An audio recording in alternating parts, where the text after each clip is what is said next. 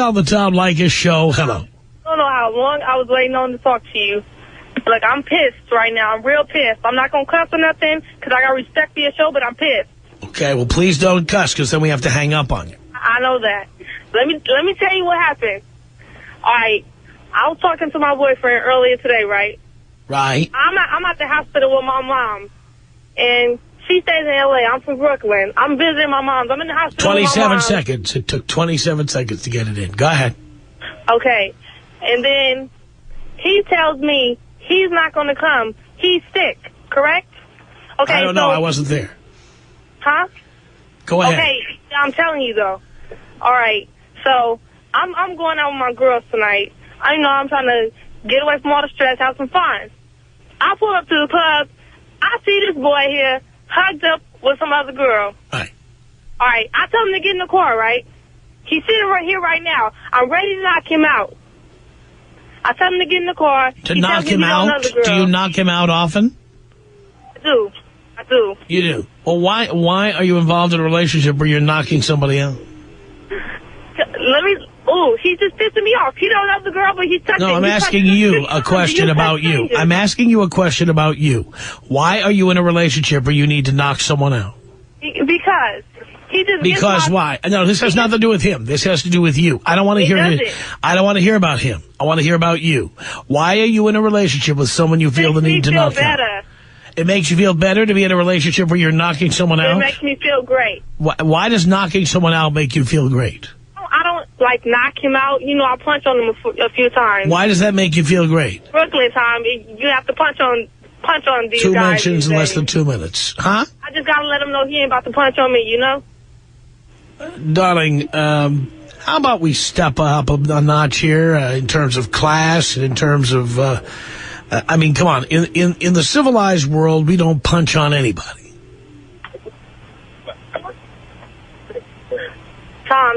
Tom. Yes?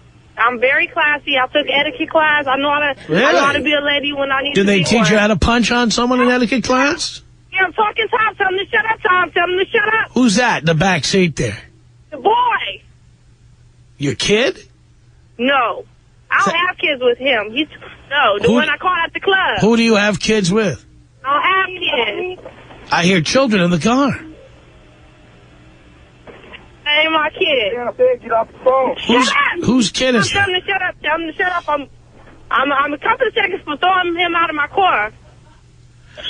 He gonna sit up here and dog me, tell me he's sick, and not come visit my mother, disrespect me, and be at the club hugging with some girl.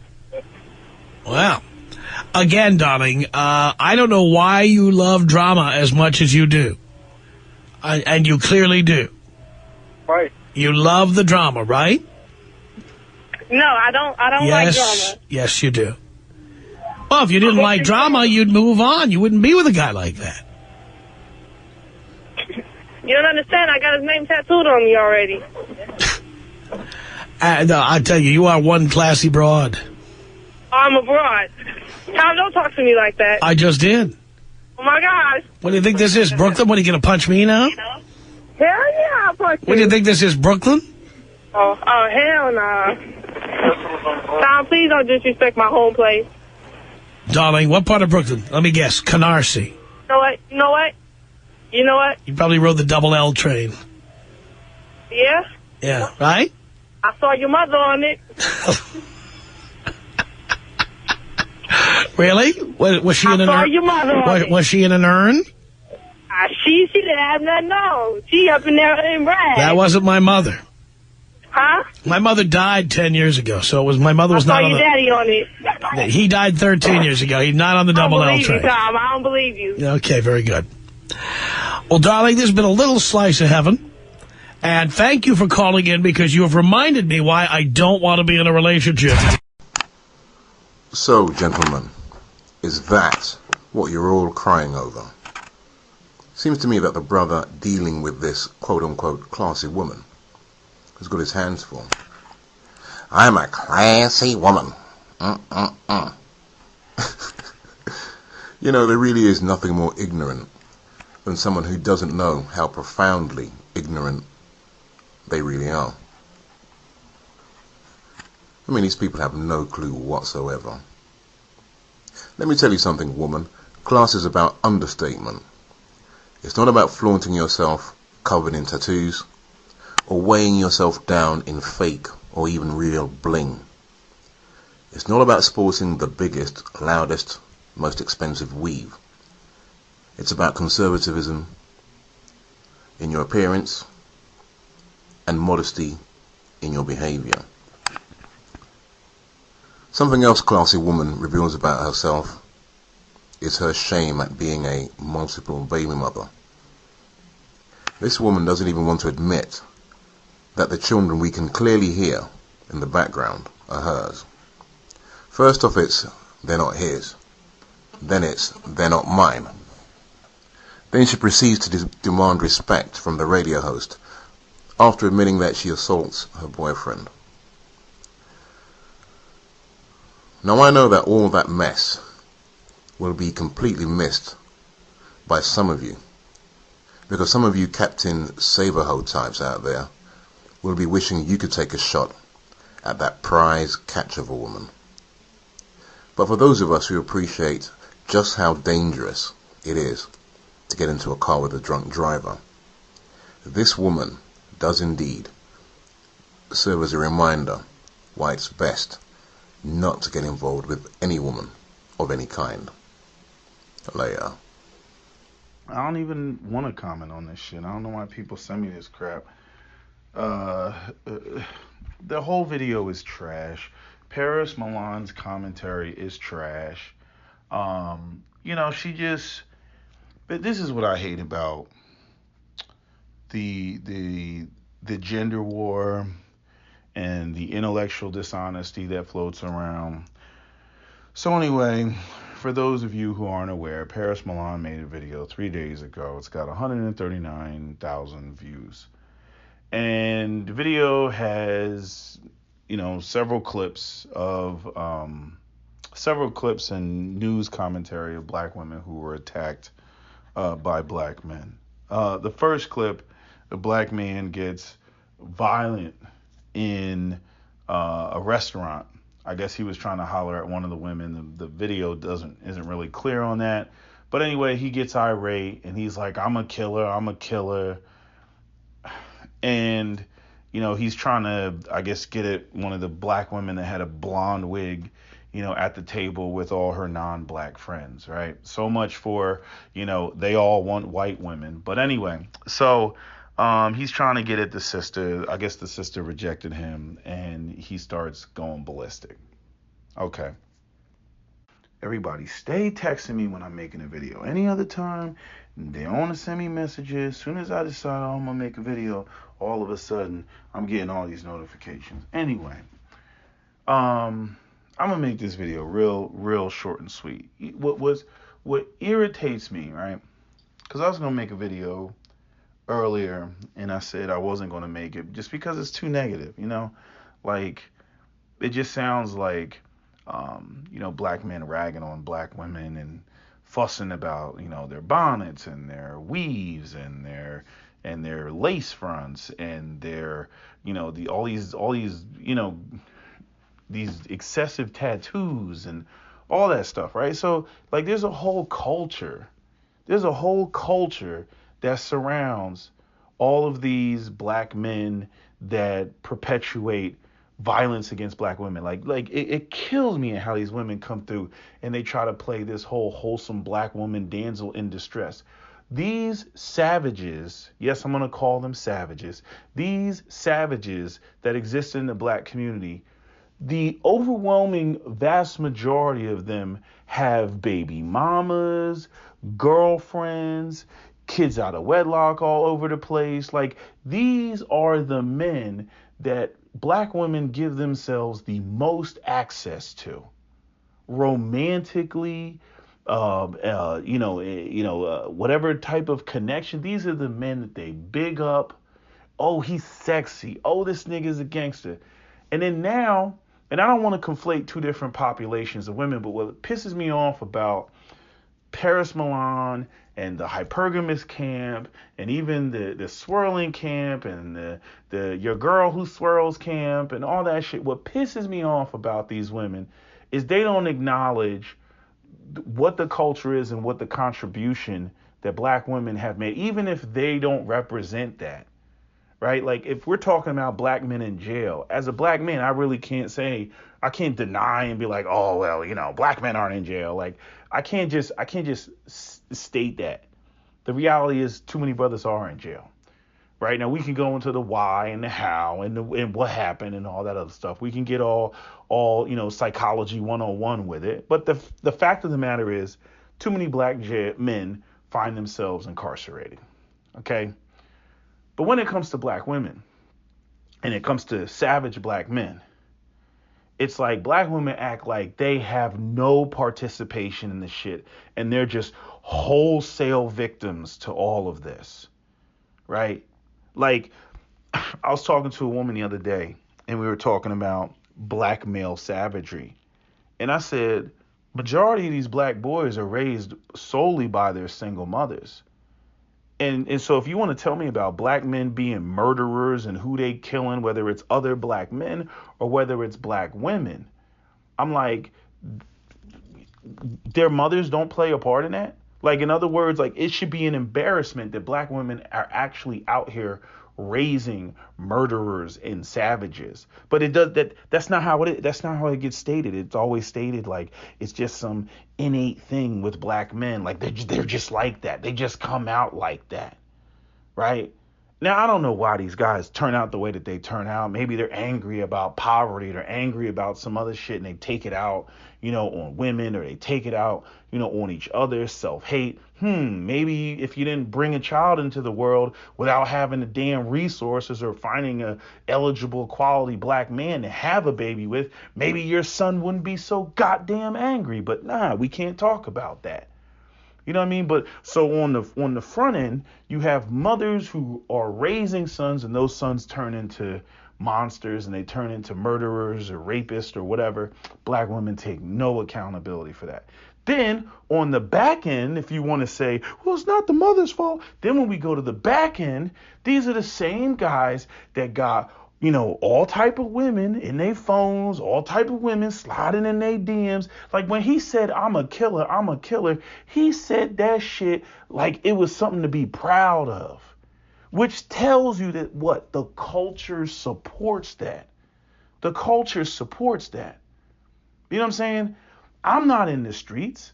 I'm not on any type of savagery.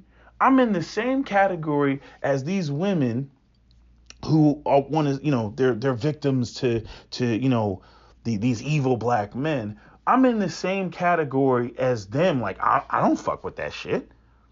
Right? I got to worry about this brother the same way that they got to worry about them. As a matter of fact, I got to worry about them more because the number one victims of violence in the black community are black men, not black women.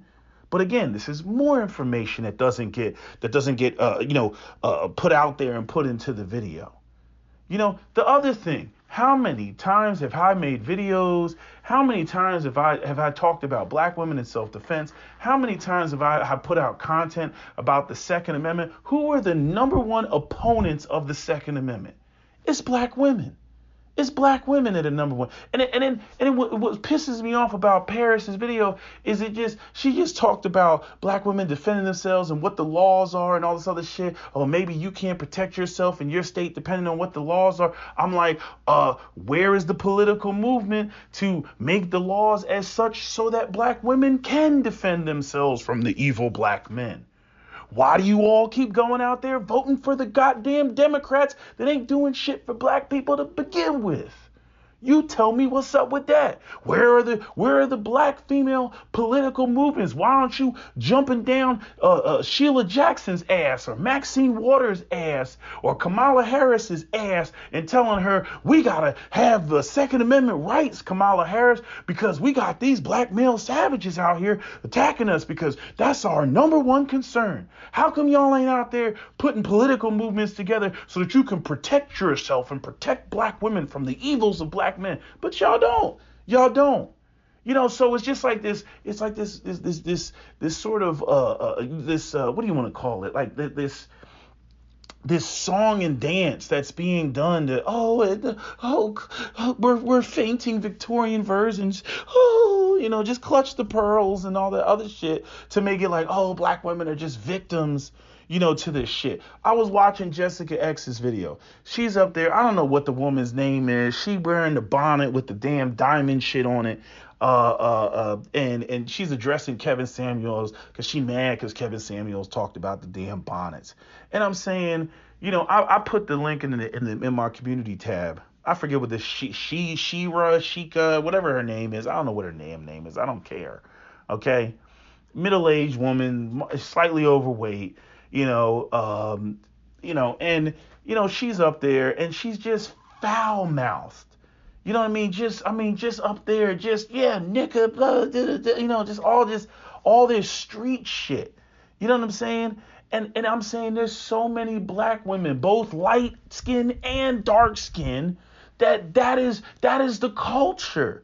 You know what I'm saying? They sitting in the car listening to Cash Doll and shit like that. And then when the dude runs up in the restaurant talking about I'm a killer. You know what I'm saying? Like all of a sudden, oh, this is black women are damsels in distress. All of a sudden they don't like killers. First off, the only black women who wear stupid ass blonde weaves like that are the black women who like motherfucking killers. That's why he said that he stood there and said that shit with pride. You know what I'm saying? He identified her as you one of my people. You one of my own. You ain't a lamette. Yeah, you one of these street bitches. Yeah, so I could just talk to you any other type of way because I've been getting away with it for the last freaking 25 years of my life. So me talking to you all crazy shit, bitch, that might turn you on, right? Because that's how black people in the hood, black people in the streets, black people who subscribe to this sort of culture, that's how they interact with each other. But now all of a sudden, when the savage turn on you, when he disrespects you, now all of a sudden you a fainting Victorian virgin. Now all of a sudden you a victim. Now all of a sudden, now you're a white woman. Now you're a white woman. You're a suburban soccer mom white woman all of a sudden. Any other time, black women don't want to be compared to white women or any other race of woman. We ain't like those weak white bitches. Black women are hard. Black women are strong. Black women are, yes, masculine. Until the savage that is so sexy to them any other time turns on them, then all of a sudden, fainting Victorian virgins. I mean, the shit just kills me. It kills me sitting there. It would be one thing if the shit had any level of balance to it. You know, the way that black women contribute to the culture. Like even with these women because Paris had all these other women that were up there and they look like nice girls. Some of them got killed and they got murdered. And, one of them, she was messing with the wrong dude. Something about some weed or some shit. Like, I'm like, why are you even around this? Like, why are you even around it? And they never want to talk about it. I remember they had that chick down in Florida who got shot in the stomach, and then you had another chick. She went to jail because she was hiding her boyfriend's gun and shit like that. Y'all remember them two girls down at what school was that? Was it in Texas? Was it Texas A&M? And both of the sisters got killed. You know what I'm saying? Again, I mean, where are the lanes? Contributing to this shit. Like, I feel that this shit to me is like, it's like when the white media goes and tries to make black people look bad and they want to talk about all the homeless people and the mentally deranged people and the people that got kicked out of their institutions and their halfway houses and homes, that really need help and really need medication. And then they try to say, oh, see, it's the blacks. Look at what the blacks do. The blacks are attacking Asians, right? But yeah, where is the corporate black woman running up on an Asian lady? Where is the corporate black man with his briefcase and his full Windsor tie and his 3-piece suit running up on some Asians? Right, so clearly there's a class difference here, and not only a class difference, but also, you know, the whole difference versus, you know, somebody who's employed versus somebody who's unemployed or somebody who's in poverty. Like this is the lowest rung of the black community that you see going out there and attacking Asians, whether it's an economic crime or whether it's just some random, I'm going to try to hit this person with a hammer or attack them randomly in the train station or something like that. Like these black people are not right in the head. Right. And we see the fuckery when the white media goes and they try to use the most homeless, deranged, off his meds, black person attacking an Asian and saying, oh, that's how black people do. See, black people are sitting around plotting on Asians. We recognize that that's bullshit. But yet I, as a black man, I got to sit here and listen to fucking Paris Milan sit up here and post a video talking about, and these black men. And it's literally one demographic of black men that black women literally put on a fucking pedestal and talk about how goddamn sexy these motherfuckers are. He said, I'm a killer, like that shit was sexy. He said that shit like he was going to get brownie points. I mean, it's so infuriating to sit here and listen to this bullshit. Then you talk about lanes. We don't like no fucking lanes. Y'all motherfuckers just mad you can't get a black woman. Y'all mad because you ugly. You mad because you short. You mad because it's this. You mad because you that. And then again, let those same guys go off and hop the fence and get with non-black women or get with those other women that were non-black that were sitting at the table. Colorism. Y'all just want white women. All this other shit. Why does it matter if you don't want them? Why does it fucking matter if he wants one of those other women sitting at the table that at least have the hair texture and hair color that matches their actual ethnicity? Why does it matter? But it just pisses me off, with this shit. I'm not proud of that these guys have any connection to me, based on gender, and that they're acting and doing the things, that they're doing. Right? I wish they would stop. I wish somebody would stop them. But again, this goes back to the whole, again, the culture is just off, the wrong orientation. Black women bitching about, we're the most unprotected and everything. Nobody can protect you when you don't cooperate. When you got all this other shit out here, you want to do whatever the fuck you want, matriarchy all the way, ass backwards orientation all the way. And then you complain about nobody's out here protecting you and you're not valued and all this other stuff. Like Paris Milan is like the Fox News of fucking the gender war. Just sitting here listening to it. I ain't listened to her videos in a long time, but the amount of insane just bias, I'm like, so sisters they don't have nothing to do with this.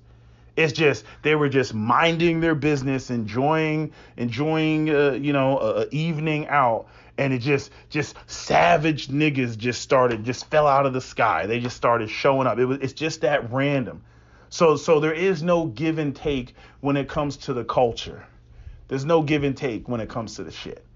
You know what I'm saying? Like, I don't like black women with fucking lace fronts. I don't like black women with fucking these Goku eyebrows. I don't like black women with these damn tattoos, these Betty Boop eyelashes. I don't like any of that shit. I can't stand it. However, I can't sit there and pretend like it just didn't come out of nowhere.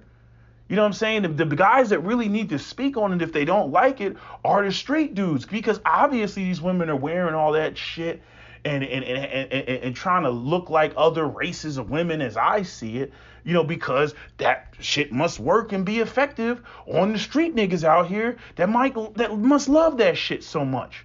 Let us go back to 2008 and start talking about weaves. And you know what sisters were saying why they were wearing weaves? They were wearing weaves because black men liked that shit. That's what they said. Because black men wanted to wear that shit. Even though I know with a lot of sisters, it's self-hate and they really think that those are the ideas of beauty, even independent of black men. But I'm not going to sit there and try to pretend like there isn't an element of truth to that. Right? When you got a black man jumping all over, some long-haired Latina, and then the sister, it makes sense that the sister would think, well, if I do it too, or if I have hair like that too, then maybe he'll like me. That makes sense. So you can't separate it completely. Oh, it's absolutely nothing at all. Like, no, that's bogus. That's bogus. So when I see these savages out here that do all this, extra shit and everything else like that, and I see them perpetuate violence against black women. And yes, sometimes it's black women that have absolutely nothing to do with that class of black men. When you're black, like I could be somewhere and I'm just chilling. I'm a lame and everything else, but I could be, at the light somewhere in the wrong part of town. Maybe I'm just driving too. I happen to stop at a stoplight or something and I get carjacked. You know what's going to fall underneath? Black on black crime. They're not going to say, oh, here's a black guy and he grew up in the burbs and this is Carlton Banks and Carlton Banks was accosted by, somebody in the streets. They're not going to break it down to that detail. They're going to be like, well, nothing to see here. A black man killed another black man, as usual, nothing to see. That's what they're going to say. They're not going to take that into consideration. Right? But I have to recognize, I'm in the minority and the street culture is the majority. And when it comes to these goody two-shoe black women, these lamettes, they also got to recognize you're in the minority. You know what I mean? And so you have these arguments, in other words, because I've had back and forth with black women about this. They want to say, well, black women are not adhering to y'all educated lame standards because y'all in the minority, y'all not the majority. Okay, fine. Well, that same logic applies to y'all shit. If you want to go out there and you want to be one of these pinky extended, wine glass drinking, educated, I only like going to sophisticated places where they're playing the piano in the background, you also have to recognize that you are in the minority. And the majority of the black female community is ratchets. And they are the female counterpart to the Ray Rays and Pookies and the ones that are terrorizing and doing all the shit that Paris Milan so eloquently portrayed to us in her video. You got to recognize that. But see, these women, they always come on and they want to act like there's just scores and scores of black women out here, that are living this sort of Olivia Pope lifestyles, and they don't know anything about ratchetness, and it's just like black men are the only elements in the black community that are ratchet. Like black women are on the trajectory of ultra progressivism and their upward mobility. They're going to the moon and back, and it's just black men, that are holding them back. This goes into that same old bullshit, that whole Olivia Pope crap, where they try to paint the picture that every black woman out here is a Condoleezza Rice or a Michelle Obama or an Olivia Pope. And that there's no such thing as ratchets, but niggas is real. There's niggas is everywhere. Niggas on some savage shit. They're all over the place. And us black women, we're us proud black women. We're trying to get away from that. It's bullshit. It's bullshit. The behavior exhibited in these videos, the savagery and all that shit, we've heard time and time again, over and over, how much these women are attracted to that, gravitate towards that. At least with them, there is a response. Yeah, when they feel disrespected, you find it attractive and sexy when they respond to a fucking lame and they go and they blow a lame's head off like that dude that got killed at the Seaside Lounge down there in Houston, Texas. Y'all think that that's sexy when they unleash that type of energy at a man who, let's say, disrespected you and therefore he feels disrespected. But then when you reject a man and he feels disrespected himself, and then he releases that same energy on you, now all of a sudden, now you're a fainting Victorian virgin. That shit is so goddamn irritating at how y'all just, flip-flop and jump back and forth between what is appealing about a black man versus what is disgusting about a black man. And what it sounds like to me is it's conditional. It's conditional. When he got all that smoke for everybody else, it's sexy. It turns you on. Oh, ooh, girl, I like the way he just handled that situation. He got up in that brother's face and told him and cursed him out. Girl, I was just getting wet. But then when he gives you that same energy, okay, you on that Siegfried and Roy bullshit, you're fucking with your little tigers and shit. But when that tiger turns on your ass and mauls your ass, now all of a sudden you want to sit there and talk about how tigers need to be put down and nobody should have pets as tigers. I'm like, I already told you that nobody should have a fucking a tiger as a pet. That's common sense. It's a fucking carnivorous animal that's bigger than you that could gobble your ass up. But yet, it's so cool. It's so trendy.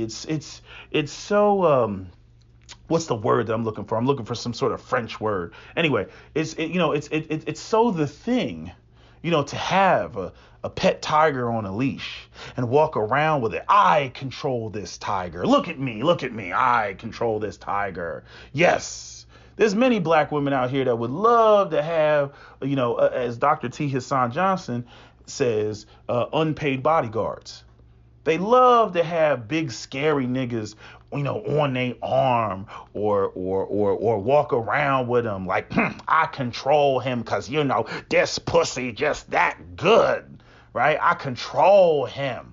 I'm a dainty, feminine, beautiful, sexy, fine, attractive black woman, and I control this savage of a beast with all this chocolatey goodness. Y'all love to fucking feel like that until the nigga turns on you. And it's like, sometimes I look at women like, how far are you going to crank up the dial on hypermasculinity? It does kind of get to a point where you're really maybe 8 is the limit and y'all just like, no, let's crank it up to 11. I'm like, why are you cranking up to 11? We that's a no-go zone. We don't know what happens when you go past 8. 9 is really pushing it, but 11?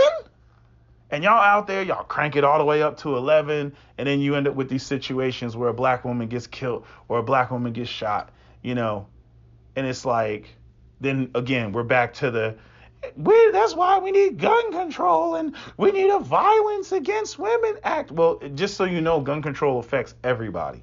So if you're an advocate for gun control because you don't want savage black men having guns, well, then you're not going to be able to protect yourself from a man who doesn't need a gun to inflict harm upon you, because men are generally significantly stronger than women.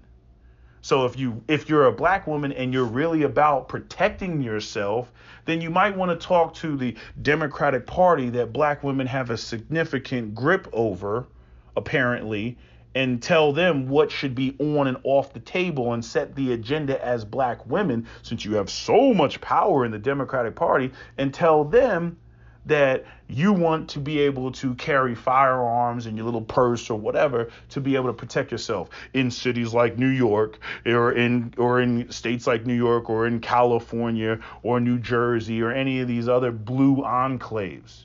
You might want to tell them that. But see, I already know that y'all full of shit and y'all ain't serious about that. Y'all not serious about protecting yourself. I take that back. I do know black women who, like black women in Michigan, they don't play that shit. Black women in Michigan, they all running around packing. But these other so-called, hypergamous, sophisticated women and all that other shit, they not with that. How do I know? Because I grew up around them. You know what I'm saying? Like, again, they're my counterpart.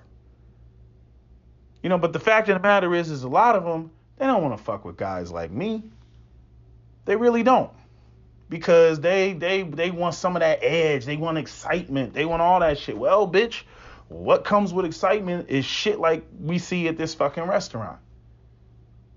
You know, but now y'all want to play. Now y'all want to play. You know, your fainting Victorian version. Now all of a sudden, you know, you're totally oblivious, you know, to behavior like that. I'm like, get the fuck out of here. Anyway, that's all I gotta say. God, I can't stand that shit. I can't stand the fucking lies and the fucking denials and just omitting huge amounts of information. You know, saying, hey, the culture is fucked up. I would agree with that. I'd be like, yo, this dude is tripping. The culture is fucked up, which includes both black men and black women. But no, that's not what black women do. I mean, this goes all the way back to Thug Titian, what Thug Titian said in one of his original videos back in 2008. I mean, he just said it point blank, like, you know, and I'm gonna see if I can find that video, but he said it point blank that whenever, you know, the only time that black women want to be like fair and balanced and shit is when, you know, they can, you know, it's either we did it or it's just black men did it. He put it in better words than I can put it. I wish I could find the video. Maybe I can, but I mean, he really broke that down. Anyway, that's all I gotta say. That's my video. SWP out. I get a lot of men telling me in private that I should take on some challenge other than those which combine to form the gender war, or as I prefer to call it, the war on men. They say I should stop attacking women, and that I should attack the system, or white supremacy. Well, in that case, they're giving me license to attack anyone I see fit, because the system includes as many women as men.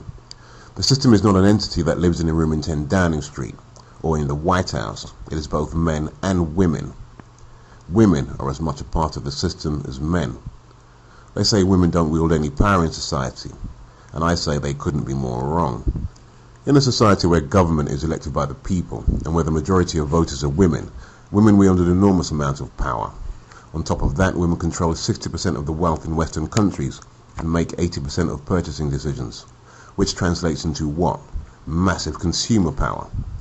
Which means that almost every institution in society wants the attention of women, and none dare do anything that offends them, like treat men fairly, for example.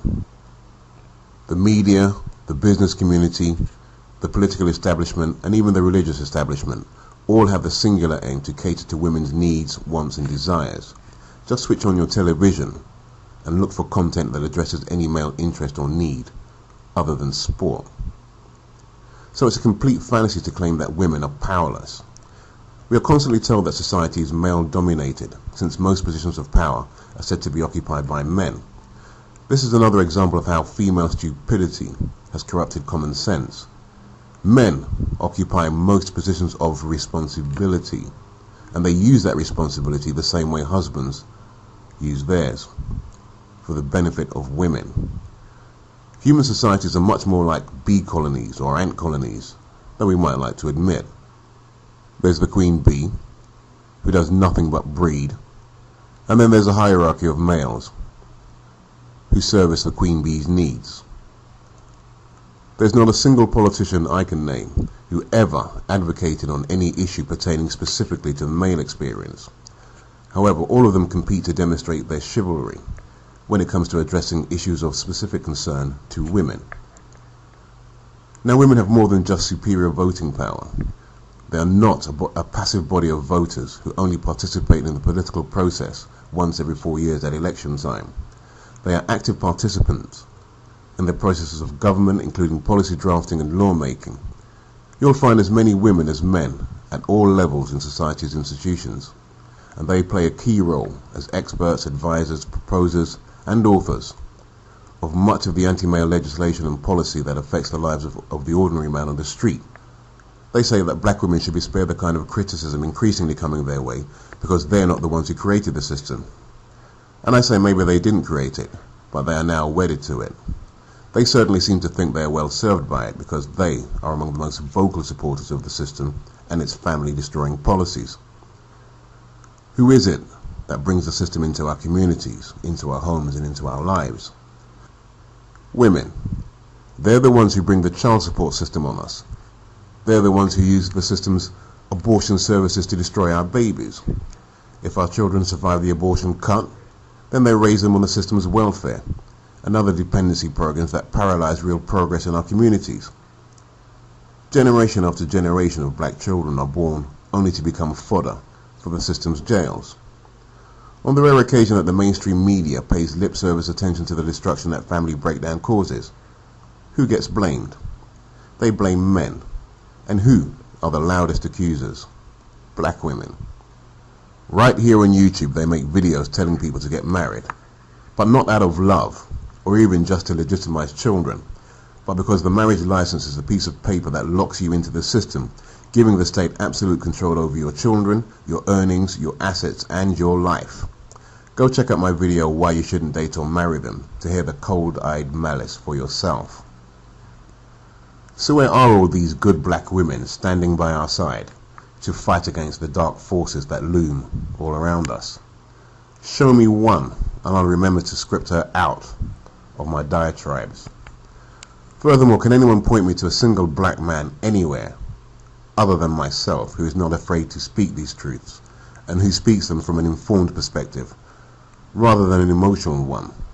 Name one, because all I see are pussy beggars, who are only concerned about who women choose, or relationship experts who think they can beat the system simply by being more selective about the woman they shack up with. I had one client leave a comment saying he doesn't want to be part of a male whiners club. No, of course not. He'd rather be part of a man-hating club that whines morning, noon and night about men, men, men. These people want to be able to attack me, a black man, but I should hold still while they're doing it. I mustn't scream out in pain or fight back in self-defense. I should simply stop whining and accept that it's all my fault, because I didn't keep it in my pants, or because I made bad choices. They don't want me to talk about any of the things that work against me in the society, especially if those things work in their favor. That's why none of these women ever mentions all the ways the system works on their behalf. They never mention abortion, child support, spousal support, safe haven, welfare, divorce, and the immunity from criticism they once, but no longer, enjoy. You see, all these are non-negotiable women's rights. They are off limits, especially where those rights give women the upper hand over men. Their best advice to men is to make better choices, but for themselves, they want solid legal protections.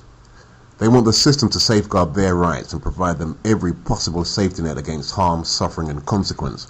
But you must man up and take responsibility, not only for your own wrongdoing, but everyone else's.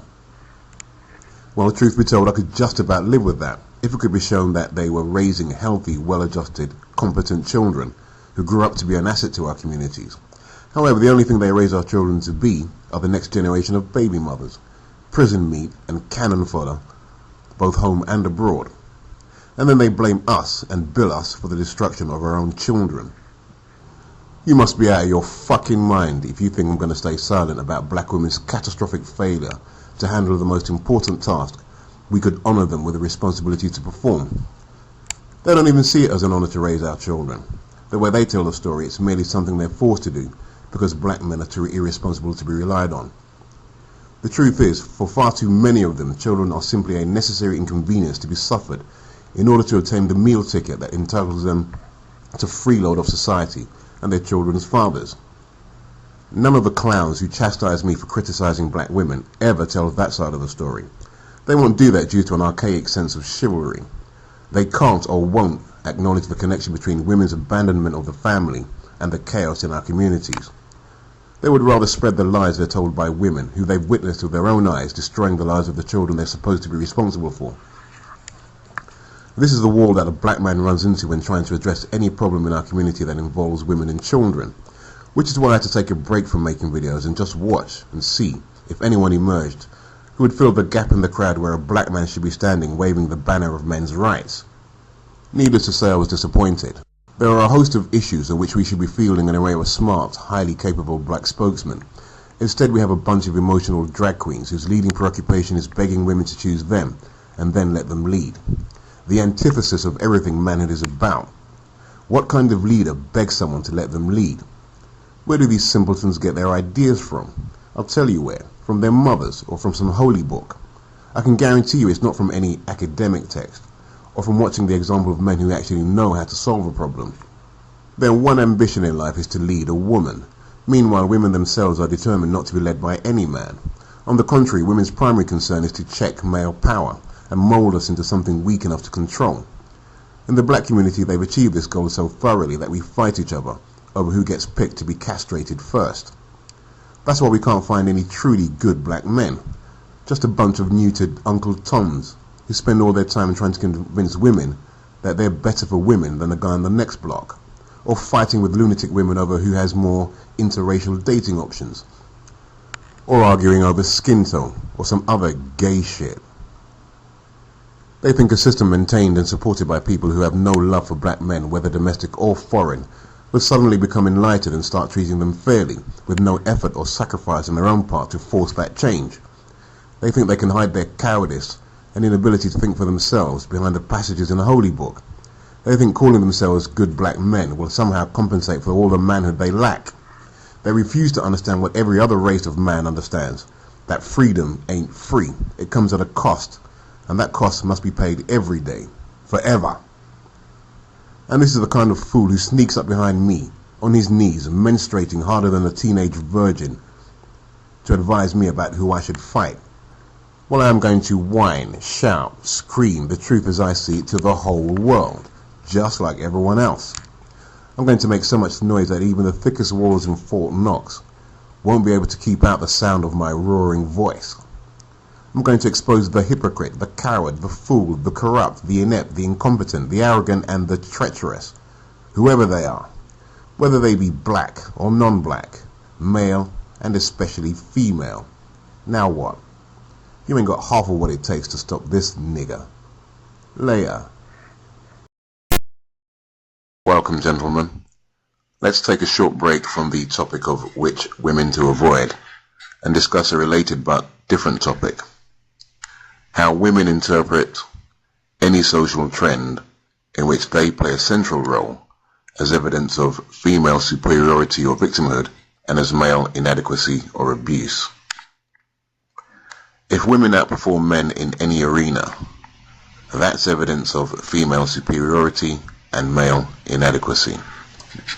If men outperform women in any arena, that's evidence of female oppression. If women are contracting STDs at a higher rate than men, it's because men are infecting women with STDs. The person less likely to have an STD is the one infecting the person more likely to have one. Multitasking menial chores like audio typing, which is typing while listening, is female superiority. Monotasking, a very complicated problem like fixing a washing machine, is male inferiority. If a woman has an abortion, it's because a man made her pregnant. If a woman is a single mother, it's because men walk out on their families.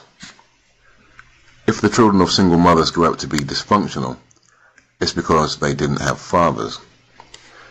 If women have babies via sperm donor with the intention of raising the child alone, it's because men are not necessary in the lives of children.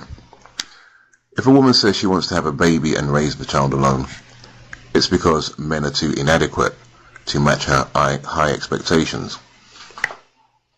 If women initiate 80% of divorces, it's because 80% of married men are inadequate husbands. It just makes me wonder why any woman would want to have anything at all to do with men, much less have sex with a man, marry a man, or have a child for a man. Now, I only want to focus on the fact that women initiate 80% of divorces. They say because men are inadequate. The argument goes that since women are now independent, they are less tolerant of subpar men. Therefore, men should raise their game if they are to be considered worthy to be in the company of goddess woman? Well, let's look at the caliber of Miss Independent Woman. What is this claim of independence built on? Did Independent Woman create any of the institutions or systems or industries that made her independence possible? No. Who did? Men. So let me use an analogy to put this claim of independence in clear perspective.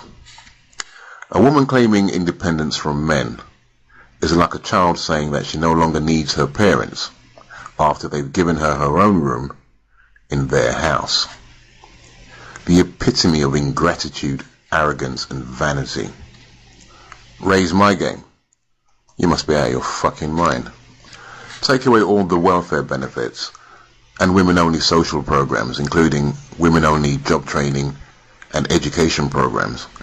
Then take away child support and alimony, all paid for by men collectively in the form of taxes, or paid by individual men to individual women in the case of child support and alimony. Then let's see how independent women are. The subprime mortgage market has crashed, and we're going through a credit crunch at this very minute, both of which we're told has hit women hardest. Because of course everything is always worse for women. So what plan have these strident independent women come up to address this crisis? They've formed a committee and thrashed out a 3-point plan of action. 1. Blame it on bad advice and slack lending practices on the part of banks. 2. Blame job losses, which in reality has hit men much harder, on a sexist recession that selectively targets women for unemployment. 3.